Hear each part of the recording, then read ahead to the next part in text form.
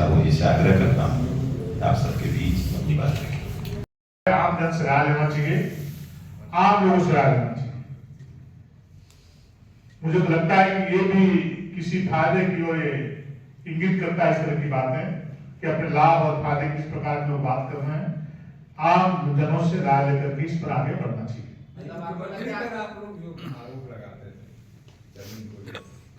बारे में नहीं कहा, ठीक है, लेकिन ये किसी का कल्याण करने का काम नरेंद्र मोदी जी कर सकते हैं।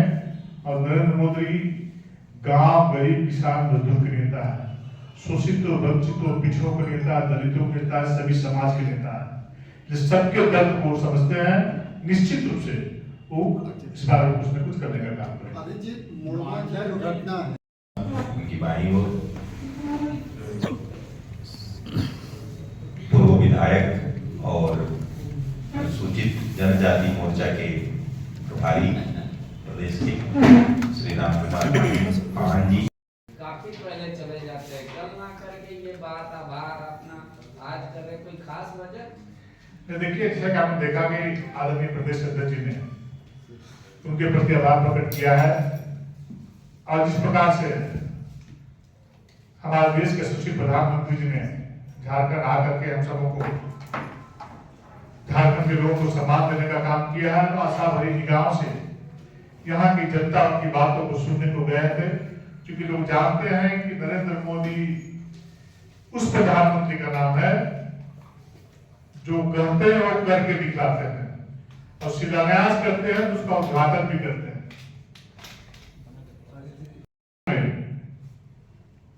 जब देवी देवता सुरक्षित नहीं है, मंदिर मठ सुरक्षित नहीं है, तो आखिर कौन सुरक्षित रहेगा?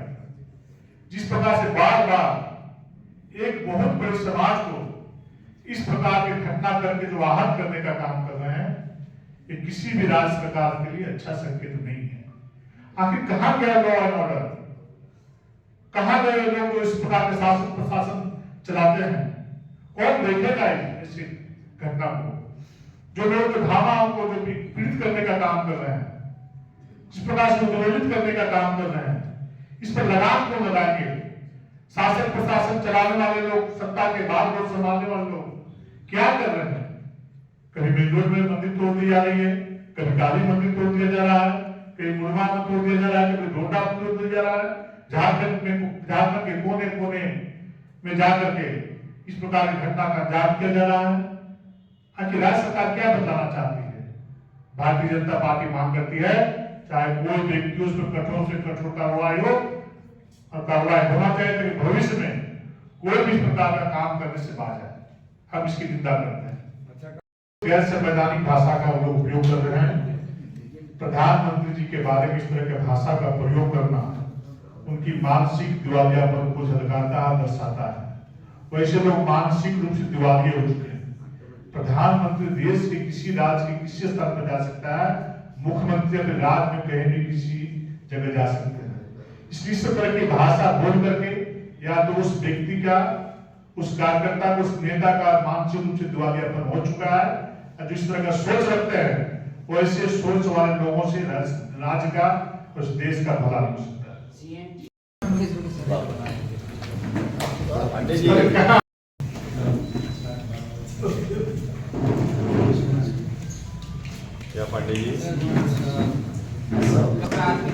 को अंजाम कहाँ पे?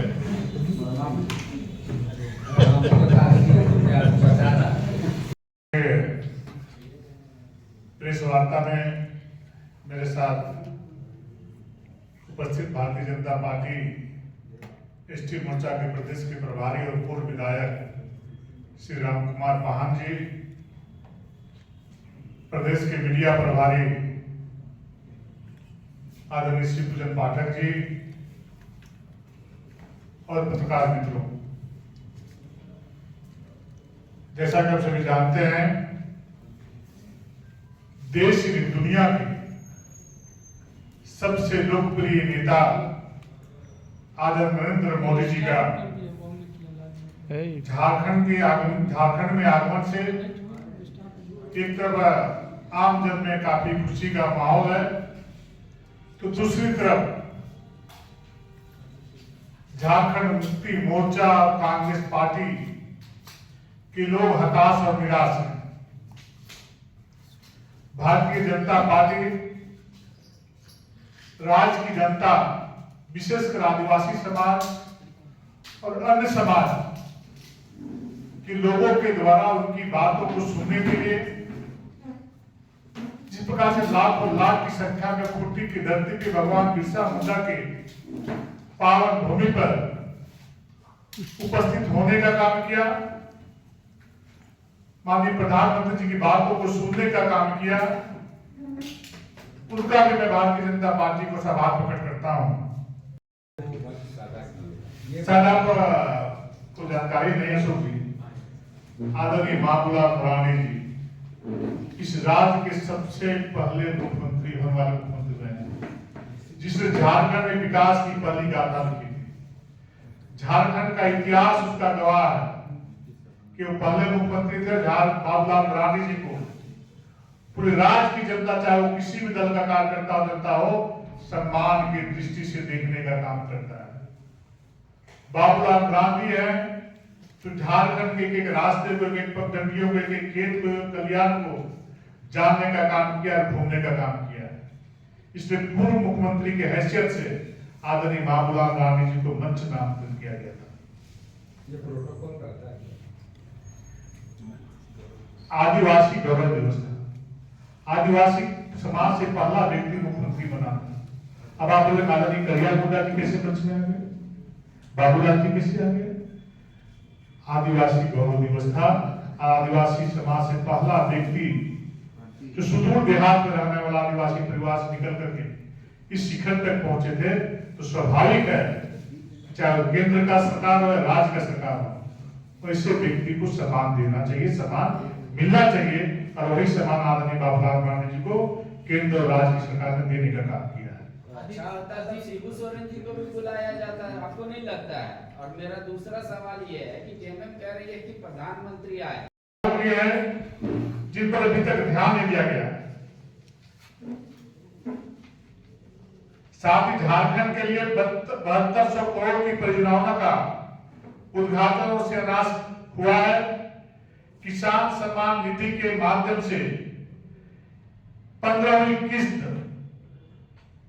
गांव के किसानों को, गरीब किसानों को, जिनका कभी कोई सूद नहीं लेता था, चुनाव के समय उनके बारे में बोला जाता था, चिंता की जाती थी, फिर किसानों के लिए कोई सरकार आदरणीय मोदी जी के पहले काम नहीं करती थी।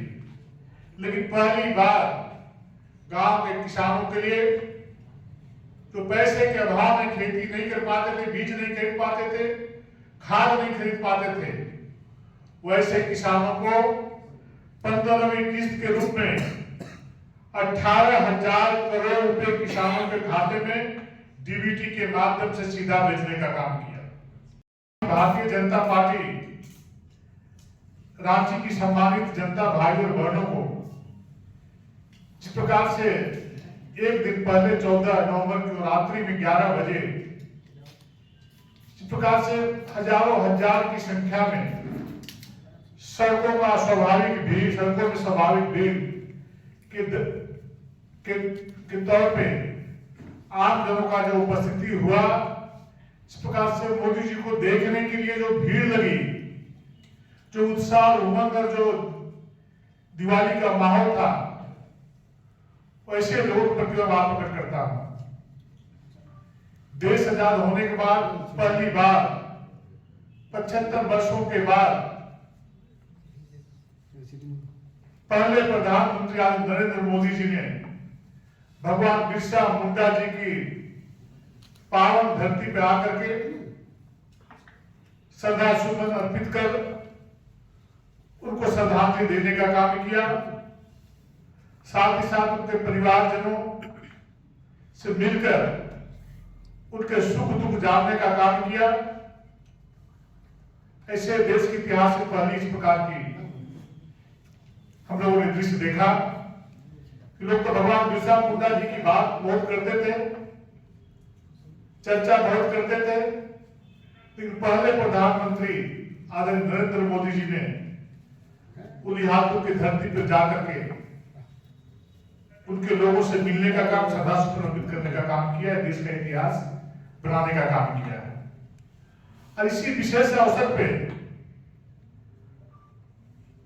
आदिम जाति विशेषकर उनके लिए जनमन योजना के माध्यम से आदिवासी समाज को 24,000 करोड़ रुपया की योजना का शुरुआत करने का काम किया है, जो बहुत बड़ा कल्याण का काम किया है।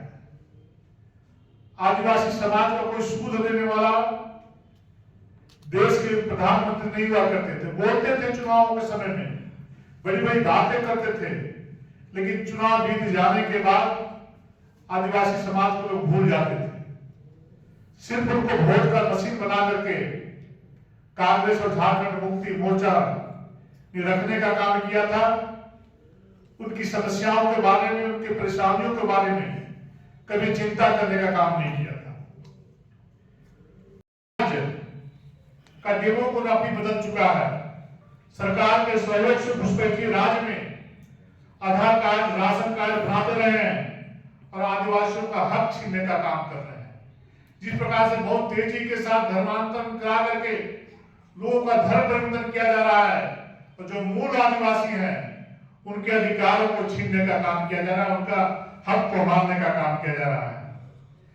आदिवासी समाज के होनहार युवक युवतियों की हत्या हो रही है, सरकार चुप बैठी है।